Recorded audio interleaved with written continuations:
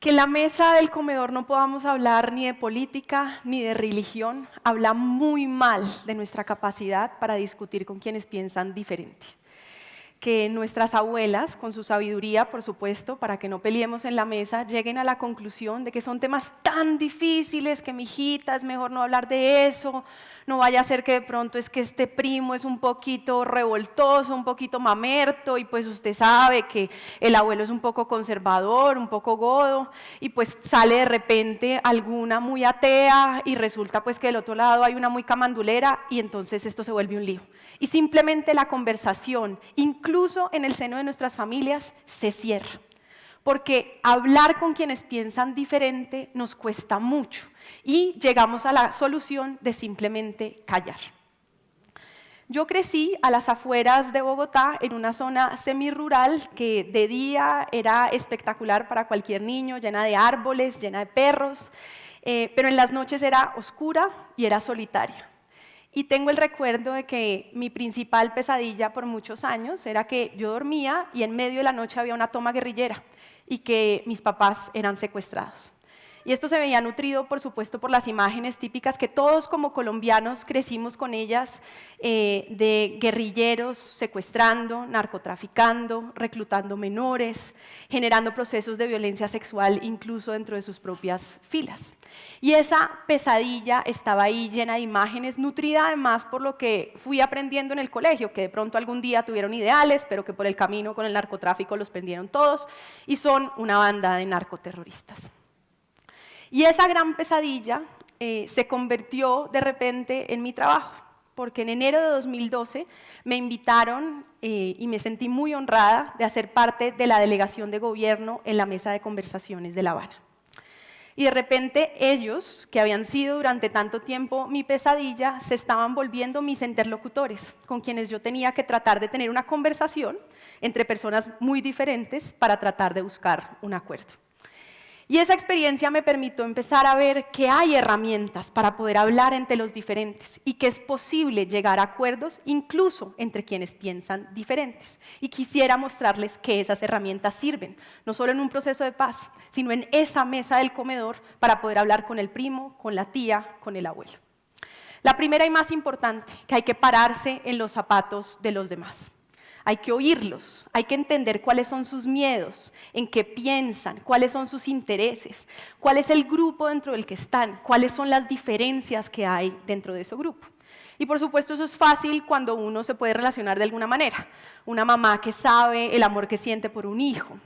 O de alguna manera una persona que ha sufrido una decepción amorosa y sabe lo que es una tusa y entonces puede relacionarse con esa otra persona. O un hombre que ha sentido un balonazo, ya sabemos dónde, y puede relacionarse con el dolor que eso le haya causado. Pero es mucho más difícil cuando no hemos estado ahí. ¿Qué pasa, por ejemplo, con una persona que pasando inmigración por su origen o por su religión es detenida? ¿O qué pasa, por ejemplo, con una mujer que recibe una agresión sexual directa, como por ejemplo que le metan la mano debajo de la falda? Son víctimas y aunque no hemos estado ahí, de alguna manera nos queda un poquito más fácil relacionarnos.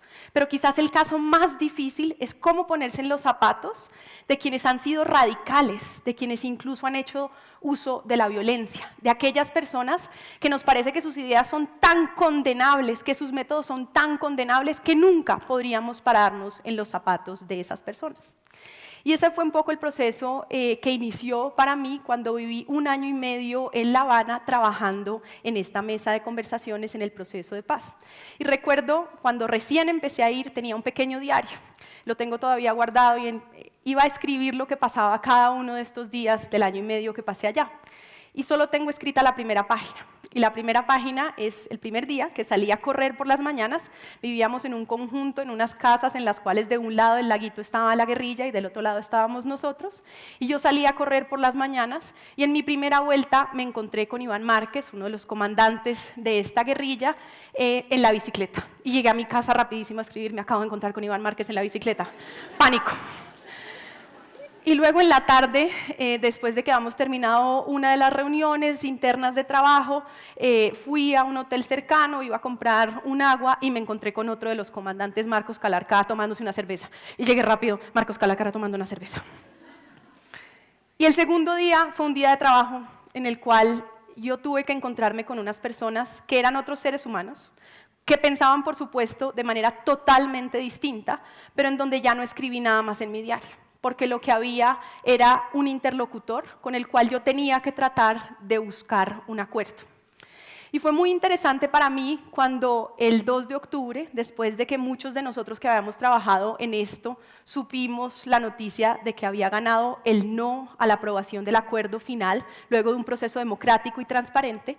A partir del siguiente día, lo primero que pensé es, quizás tengo que aproximarme a esta nueva situación de la misma manera en la que me aproximé en ese momento a tratar de enfrentarme a la guerrilla por primera vez. Y fue muy interesante para mí porque empecé a pensar y a hablar con la gente que estaba tan dolida de lo que había sucedido y me decían, es el colmo, es que son puros intereses electorales, la gente que votó por el no lo que pasa es que quiere la guerra, la gente que votó por el no es además mentirosa, está diciendo cosas que no son ciertas, encima de todo además también es que son bobos, se merecen el país que tienen. Y yo lo primero que pensé fue, ¿y qué tal si justamente trato de pararme también en esos otros zapatos? ¿Cuáles son los miedos de quienes votaron por el no? ¿Cuáles son las razones? Ya no desde la mala fe, ya no asumiendo que guerrilleros y quienes votaron por el no, pero cualquier otro, el tío, la prima, están hablando de mala fe. ¿Por qué no tratar de dar un paso atrás y partir de que de pronto esa persona está hablando de buena fe? Y tratar de entender cuáles son esos miedos, cuáles son esos intereses. Y entonces inicié un proceso de tratar de entender cuáles eran esos intereses del no, cómo pararse en esos zapatos, cómo tratar de superar la desconfianza, cómo superar esos procesos de pensar que simplemente hay mala fe en el otro para tratar de construir. Y pararse en los zapatos del otro es esa primera estrategia, que me lleva a la segunda, y es fundamental. Uno tiene que poder aproximar estos procesos de ponerse de acuerdo entre quienes están en desacuerdo desde un punto de vista gana-gana. Si yo parto de la base de que yo voy a ganar y el otro va a perder, no hay ninguna posibilidad de que nos pongamos de acuerdo, porque estamos en dos polos totalmente opuestos. Y eso implica reconocer algo que es muy básico, pero es muy difícil, y es que voy a tener que ceder un poco. Hay algo de esa posición mía original, que es la ideal, que es en la que creo, que es la que defendería a capa y espada, que si estoy dispuesta a llegar a un acuerdo con ese otro con el que estoy en desacuerdo, tengo que partir de la base de que voy a tener que ceder un poco. Y este fue un proceso muy interesante en el cual fue interesante poder encontrar una guerrilla que por años venía diciendo que ellos nunca iban a aceptar ningún tipo de judicialización, que ellos eran unos rebeldes, que tenían derecho a haberse rebelado en contra de un Estado injusto y que por lo tanto no aceptaban ninguna justicia. Pero con el pasar de los años del proceso llegaron a decir, está bien, nosotros aceptamos que un tribunal nos juzgue, pero si ese tribunal también juzga a aquellos otros que han cometido delitos en el conflicto. Entonces uno empezaba a ver una posición en la que uno decía, bueno, yo desde un punto de vista conceptual como abogada, yo creo que cualquier crimen internacional cometido por quien lo haya cometido es igualmente grave y podemos encontrar una base de acuerdo. Pero más interesante aún, teníamos del otro lado unas víctimas diciéndonos, nosotros no creemos en la justicia ordinaria. Es una justicia que ha generado impunidad, que por años no nos ha resuelto nuestros casos, que por años no ha encontrado a las personas desaparecidas. Entonces empezábamos a encontrar una posible figura de gana-gana, cómo generar una solución que pudiera de parte y parte generar una situación de gana-gana. Para la guerrilla, no ser los únicos que pasaban al paredón de la justicia, sino que también fuesen quienes hubieran cometido crímenes internacionales provenientes de otros sectores de la sociedad. Y de las víctimas diciendo, este es un tribunal distinto, autónomo, independiente, distinto de la justicia ordinaria que no ha funcionado por años. Y yo creo que nuevamente estamos en un escenario similar, en este nuevo escenario después del plebiscito en Colombia, en donde uno puede tratar de buscar justamente alternativas para ver cómo genera situaciones gana-gana. Y es algo que es costoso. Hablo con distintos amigos que lideraron el sí y dicen, es que una paz que sea con Uribe, eso es el colmo, no, él no quiere la paz, esto hay que torpedearlo, él lo que quiere es un proceso electoral. Y yo constantemente lo que les digo es, nada ayudaría más a la construcción de un acuerdo de paz que justamente este sea una foto en la que quepan todos y que la paz sea justamente lo que le dé réditos políticos a todos los sectores de la sociedad.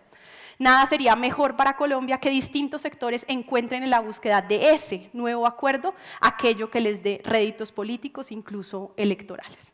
Lo que me lleva finalmente a la última estrategia, y es que poder construir acuerdos entre quienes están en desacuerdo implica necesariamente tener una actividad creativa inmensa.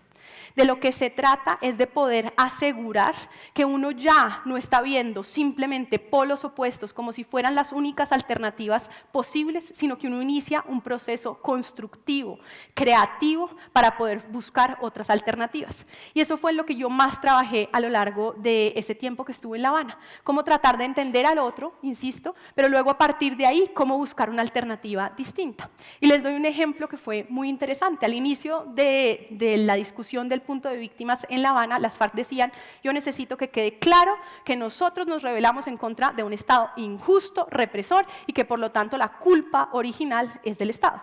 Por supuesto, el gobierno del otro lado diciendo: señores, nosotros después de que ustedes llevan 52 años haciendo la guerra, llevamos respondiendo, tratando de proteger a la población. Ahí no nos íbamos a poner de acuerdo.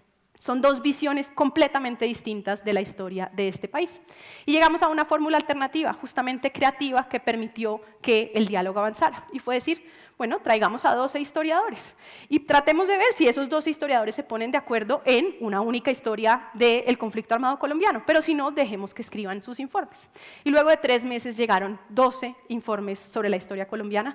Ninguno le da del todo la razón ni al Estado, ni a las FARC, ninguno exculpa ni culpa al uno o al otro, sino que hace un análisis mucho más complejo. Y eso nos permitió avanzar. Y nuevamente creo que a lo que nos enfrentamos hoy en Colombia es justamente a la búsqueda de este tipo de alternativas creativas, en donde, por ejemplo, uno pueda conciliar entre una visión de quienes lideraron el no, por ejemplo, centrada en la cárcel, en la sanción, diciendo que tiene que haber cárcel, y del otro lado unas FARC diciendo: nosotros no vamos a dejar las armas después de 52 años de guerra para irnos a la cárcel, y tenemos que poder encontrar una solución que permita garantizar que no haya impunidad, que genere un sentimiento de justicia para todos los colombianos, pero que permita justamente lograr la terminación de esta guerra. Entonces, esa búsqueda de ideas creativas, de alternativas nuevas, es lo que nos permite, en cualquier contexto, incluso en las situaciones más cotidianas, lograr un consenso entre quienes piensan diferente. Al final de esto depende si podemos lograr que vemos el mundo no en blancos y negros, sino que si vemos un matiz amplio de grises, cabemos todos en una solución que sea realmente de consenso entre quienes pensamos diferente. Muchas gracias. Gracias.